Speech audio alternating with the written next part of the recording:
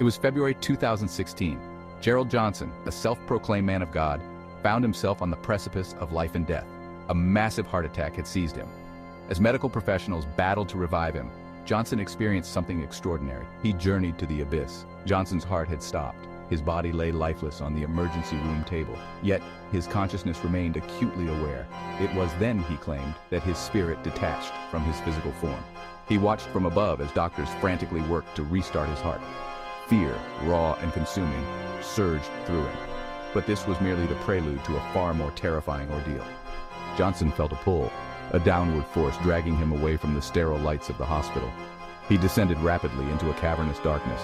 An oppressive heat washed over him, stifling and suffocating.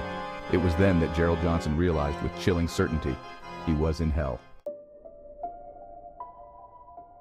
The sensation of leaving his body was like nothing Johnson could have ever imagined. One moment he was anchored to the physical realm, tethered by the frantic efforts of the medical team. The next, he was adrift. It was a disorienting experience, like being torn from a dream mid-flight. He watched as his lifeless body shrank below, the frantic efforts of the doctors appearing increasingly futile the further he fell. The journey down was a blur of sensations.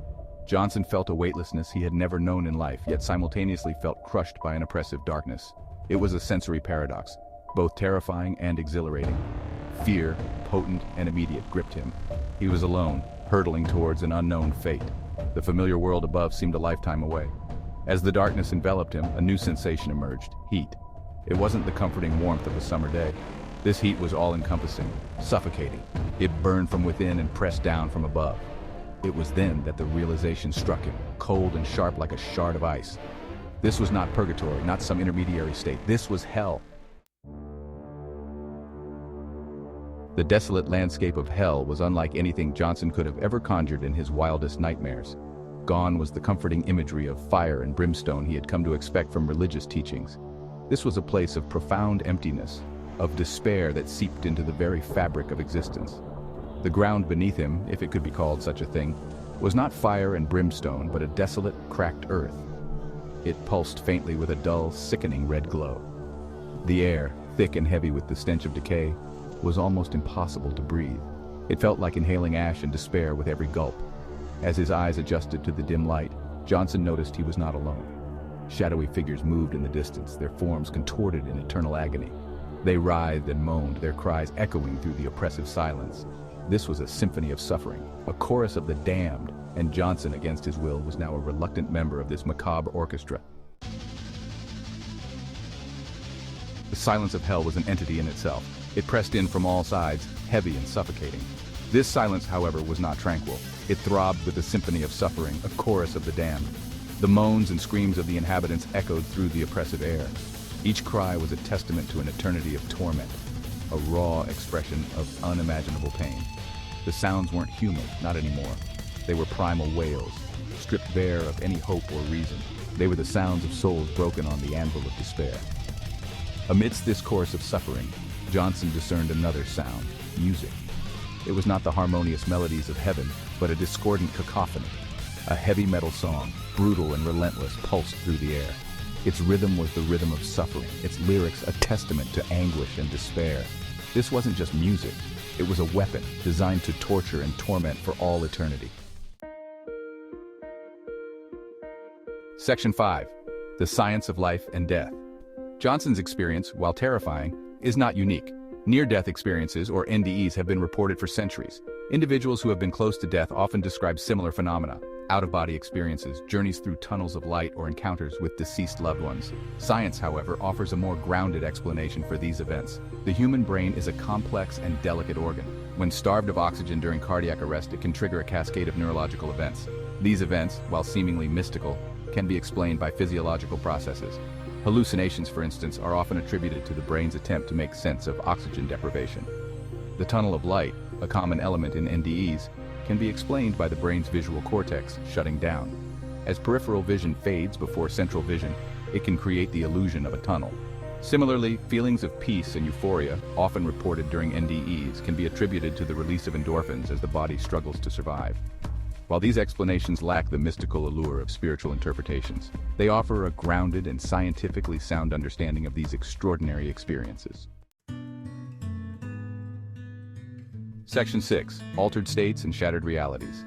The impact of NDEs on individuals can be profound. Those who have stared into the abyss often return with a changed perspective on life, death, and the very nature of existence. Some describe a newfound appreciation for the fragility of life, while others grapple with existential questions that challenge their core beliefs. For many, NDEs are a source of comfort. The experience of encountering deceased loved ones or feeling a sense of universal love can provide solace and diminish the fear of death. However, NDEs can also be deeply unsettling, particularly those like Johnson's, which involve negative experiences or encounters with hellish realms.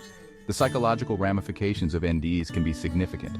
Some individuals struggle with PTSD-like symptoms, haunted by the vivid imagery and emotional intensity of their experience. Others grapple with integrating their experience into their existing belief systems, leading to spiritual crises or a reevaluation of their faith. The journey back from the edge of death, it seems, can be just as challenging, if not more so, than the journey itself. Section 7. The weight of witness. Emerging from the abyss, Johnson found himself back in the familiar setting of the hospital room. The sterile lights seemed blinding, the rhythmic beeping of the machines a symphony compared to the cacophony of hell. He was alive, his heart beating strong once more.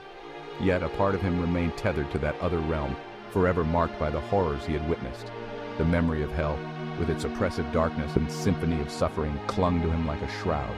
The man he was before the heart attack was gone, replaced by someone who had gazed into the abyss and lived to tell the tale.